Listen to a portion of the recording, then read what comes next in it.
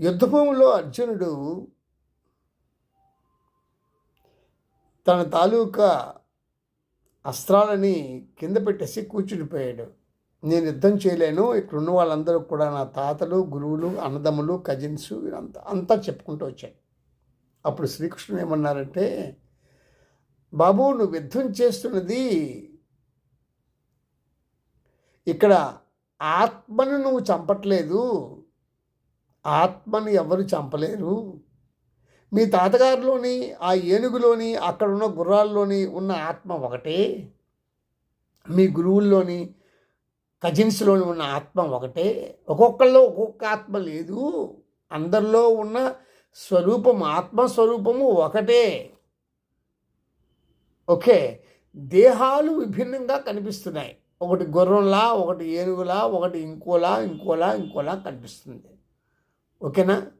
నువ్వు చంపుతున్నది శరీరాల్ని, నువ్వు చంపకపోయినా శరీరాలు చనిపోతాయి. అర్థమైందా? నీవు నీ శరీరానివి కాదు, నీవు నీ మనస్సువు కాదు, నీవు మీ తాతగారి శరీరము కాదు, నువ్వు ఇంకోటి కాదు, అసలు ఏమి కాదు, ఈ ప్రపంచమే నీవు కాదు. నీవు ఆత్మస్వరూపుడిపై ఉన్నావు. ఈ జ్ఞానం నీకు ఉన్నట్లయితే, ఇప్పుడు నేను చెప్పిన ఇంత వివరం నీకు అర్థమయ్యి ఈ జ్ఞానాన్ని నువ్వు నేను చెప్పిన దాని నుంచి పొందినట్లయితే ఇమ్మీడియట్గా యుద్ధం స్టార్ట్ చేయి అని శ్రీకృష్ణుడు అర్జునుడు చెప్పాడు.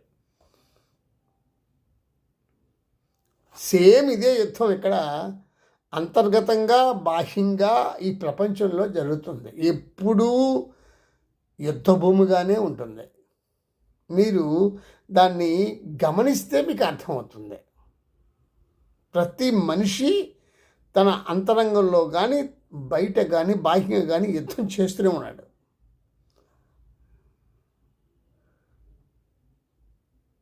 దీంతో అటాచ్మెంట్ పెట్టుకుంటాడు, అదే అతనికి యుద్ధం. అటాచ్మెంట్ పెట్టుకున్నాడా దుఃఖం. ఈ అర్జునులాగే శోకం. అటాచ్మెంట్ ఎందుకు? నువ్వెవరు అటాచ్మెంట్ పెట్టుకోవడానికి? అటాచ్మెంట్స్ వద్దు. నీవు నీ భార్యవు కాదు, నీవు నీ కొడుకువు కాదు, నీవు తల్లివి కాదు, నీవు నీ పుత్రిక కాదు, నీవు నీ శరీరానివి కాదు, నీవు నీ మనస్సు కాదు, నీవు ఆత్మస్వరూపుడిపై ఉన్నావని గ్రహించు.